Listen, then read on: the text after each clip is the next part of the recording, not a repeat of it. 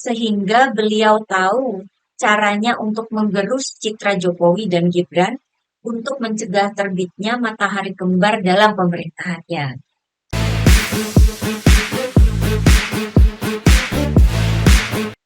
Hai teman-teman, jumpa lagi dengan saya, Nina Nur. Sebelum Presiden Prabowo dilantik, kita sudah mendengar wanti-wanti yang disuarakan oleh Pak SBY, yakni soal matahari kembar. Masalahnya kan wakil presiden merupakan anak dari mantan presiden sebelumnya, Jokowi. Bahwa Pak Jokowi ini suka cawe-cawe dan disebut pernah menginginkan berkuasa sampai 3 periode, itu sudah sangat sering kita dengar ya.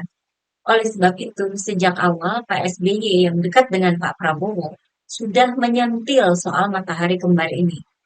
Ketika Presiden Prabowo melantik jajaran pemerintahannya, menteri dan lain-lain itu ya, kita melihat bahwa sebagian besar kok malah orang-orang yang nampaknya dekat dengan Pak Jokowi. Sehingga ada semacam kecurigaan. Jangan-jangan Pak Prabowo memang tidak bisa atau belum bisa berkutik karena tersandra oleh keinginan dari pihak Jokowi. Nah, yang ini sih kita nggak tahu ya, ini urusannya di kalangan elit nih ya.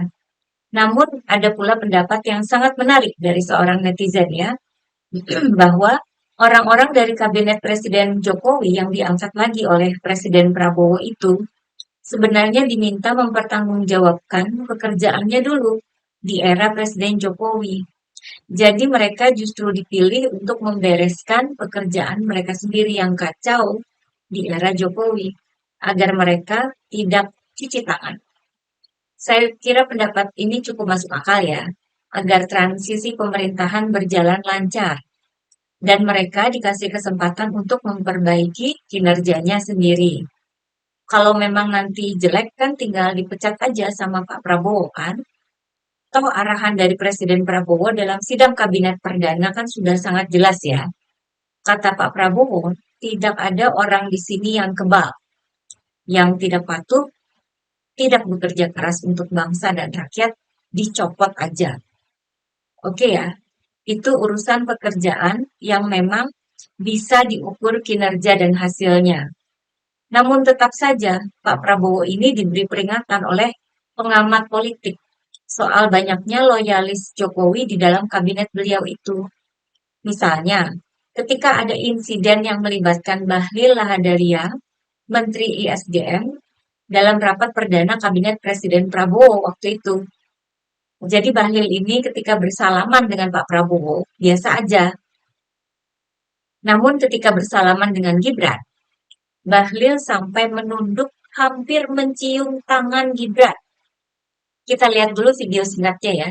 Ini videonya yang viral di media sosial, sudah ditambah dengan teks oleh netizen. Ini parah nih.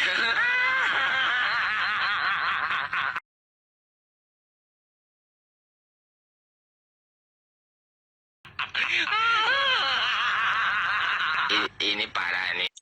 Di depan Presiden Prabowo loh, menterinya lebih nunduk atau hormat kepada wakil presiden ketimbang presidennya. Nekat apa khilaf ini ya? Apalagi sebelumnya kan Bahlil juga yang gembar-gembor soal Golkar tukar guling kursi ketua MPR dengan kursi menteri. Yang mana pernyataan ini kemudian dibantah oleh petinggi Gerindra, Sufmi Dasko. Kata Dasko, pemilihan ketua MPR itu berdasarkan musyawarah dan mufakat antar fraksi-fraksi.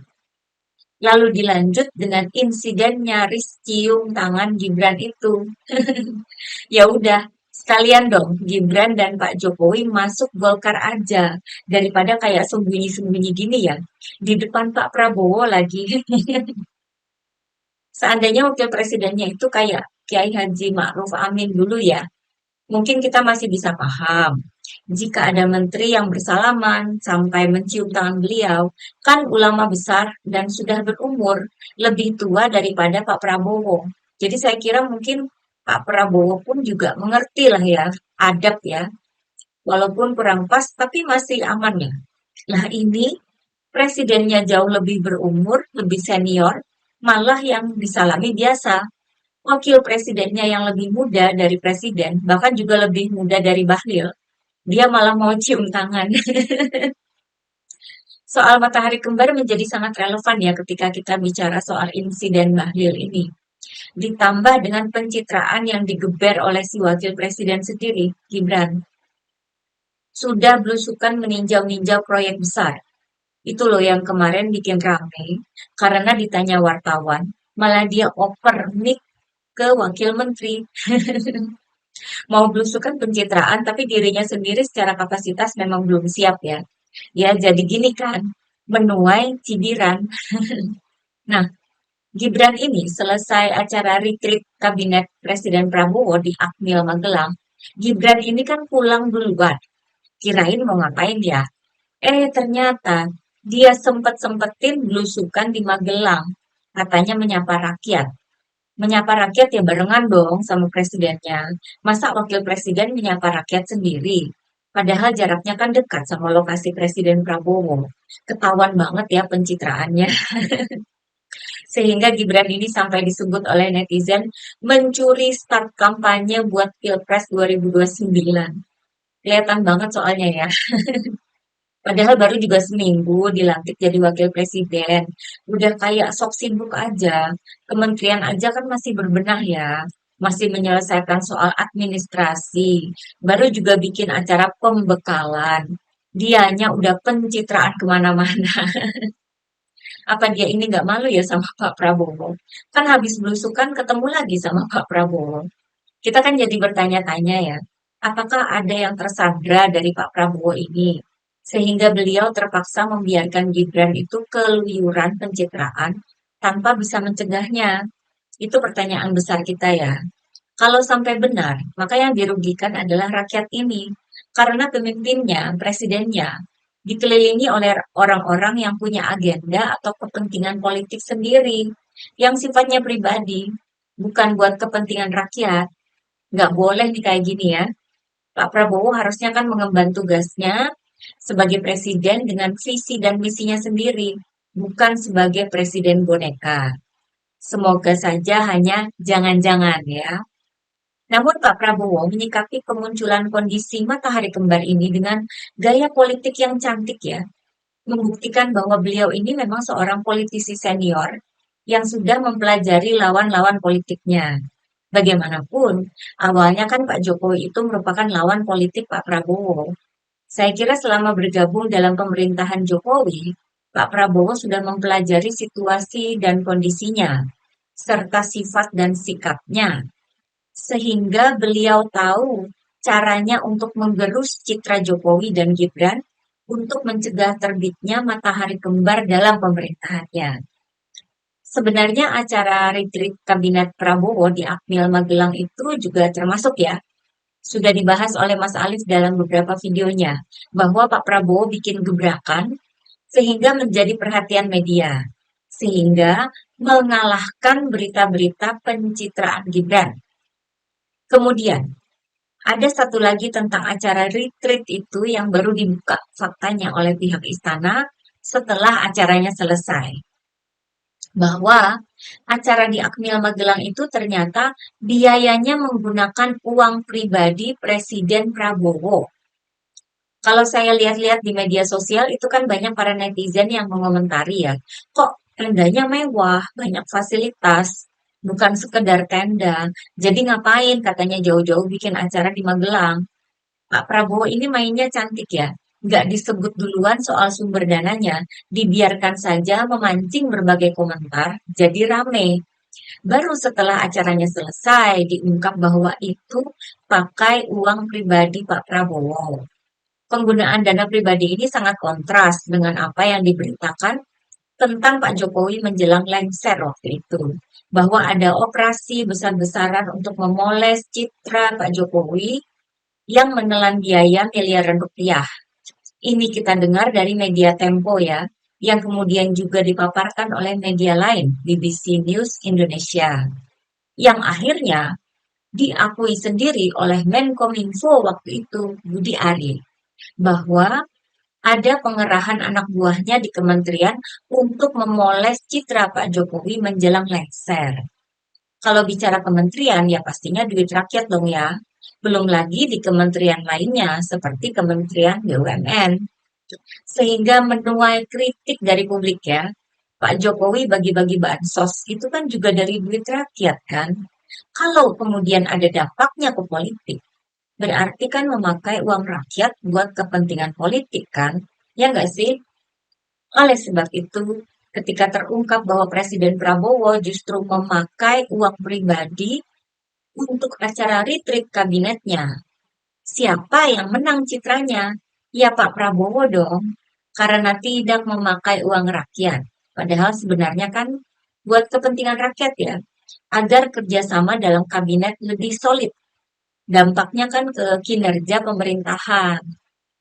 Nah, kemudian Pak Prabowo muncul lagi dengan berita yang juga menggerus citra Pak Jokowi, bahwa Presiden Prabowo melarang menteri dan pejabat eselon 1 memakai mobil impor. Sementara sebelumnya kan menteri-menteri Presiden Jokowi itu memakai mobil dinas impor ya dari Jepang. Toyota Crown Series. Itu mobilnya CBU. Harganya mahal dong karena ada biaya impornya. Kalau rusak, ya mahal servisnya ya. Sehingga instruksi Pak Prabowo ini dengan telak melampau ke era Pak Jokowi ya, sampai media Tempo saja bikin artikel beritanya sambil nyindir dengan memakai foto Pak Jokowi.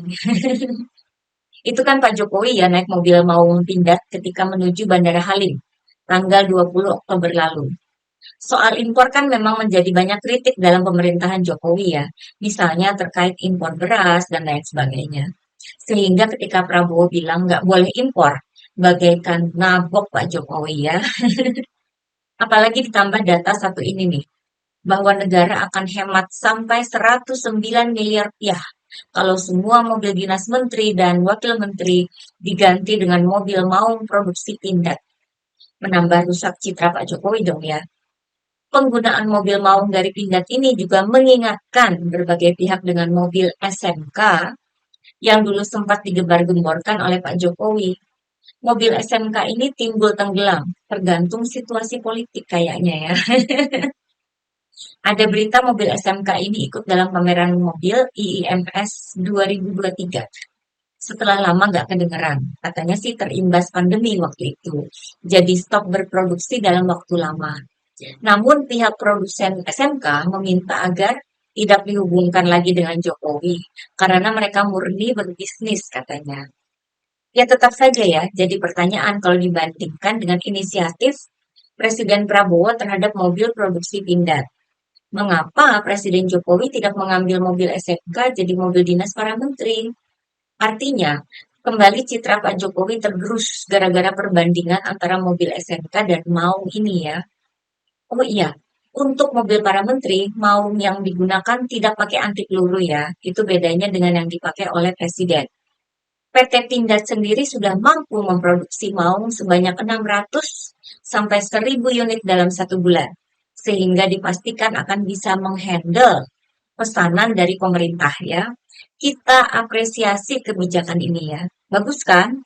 Nggak impor dan mendukung produksi mobil dalam negeri. Pak Prabowo ini tahu aja ya gimana merusak polesan citra Pak Jokowi. Oke, bagaimana pendapat teman-teman? Sekian dulu dari saya. Terima kasih atas perhatiannya. Begitulah pura-pura.